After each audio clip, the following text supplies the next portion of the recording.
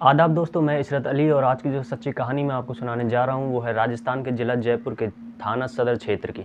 जयपुर के थाना सदर क्षेत्र का रहने वाला एक परिवार होता है। इस परिवार में 4 लोग होते हैं, पति पत्नी और 2 बेटियाँ।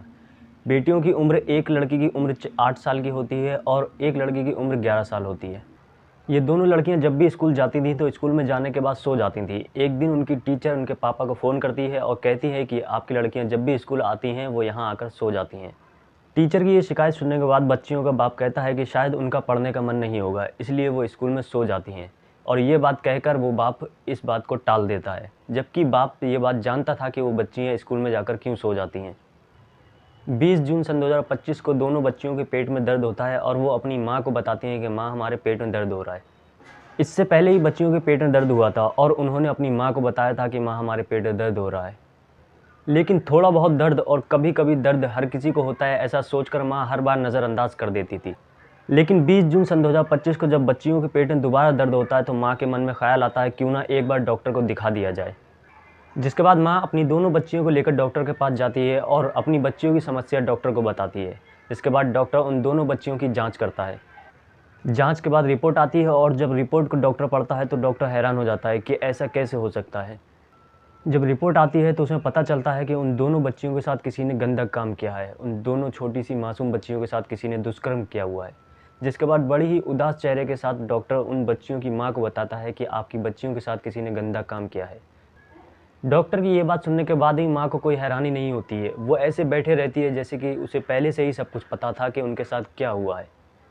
माँ की खामोशी देखने के बाद डॉक्टर उस बच्चियों की माँ से पूछता है, क्या तुम्हें इस बारे में कुछ पता है?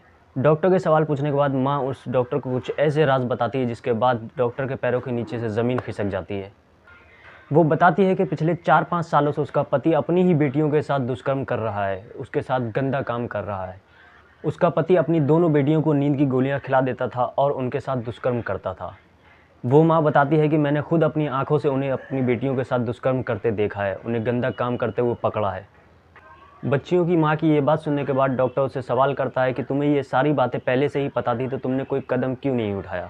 जिसके बाद वो माँ कहती है कि मेरे घर में अकेला मेरा पति कमाने वाला है, अगर उसे जेल हो जाएगी तो मेरा और मेरी बेटियों का क्या होगा? मुझे डर था कि अगर समाज में ये बात पता चलेगी तो मेरी बेटियों की और मेरे घर वालों की सबकी बदनामी होगी।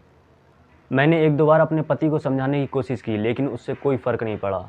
माँ की ये बात सुनने के बाद डॉक्टर ने पुलिस की कार्रवाई करने को कहा तो माँ बोली कि नहीं, मैं एफआईआर करना नहीं चाहती, बस पुलिस उन्हें धमका दे इतना काफ़ी है। जिसके बाद 21 जून को डॉक्टर एक एनजीओ को फ़ोन लगाती है और माँ और बच्चियों के बारे में सारी वारदात उस एनजीओ की टीम को बताती है। डॉक्टर की बात सुनने के बाद एनजीओ की टीम उस बच्ची की माँ को हौसला देती है, हिम्मत देती है और 22 जून को सदर थाने में आरोपी के खिलाफ एफआईआर दर्ज कराई जाती है। जिसके बाद 26 जून को पुलिस आरोपी को गिरफ्तार कर लेती है। आज की वीडियो में बस इतना ही, फिर मिलेंगे किसी दूसरी वीडियो में, तब तक अपना और अपनों का ख्याल रखें।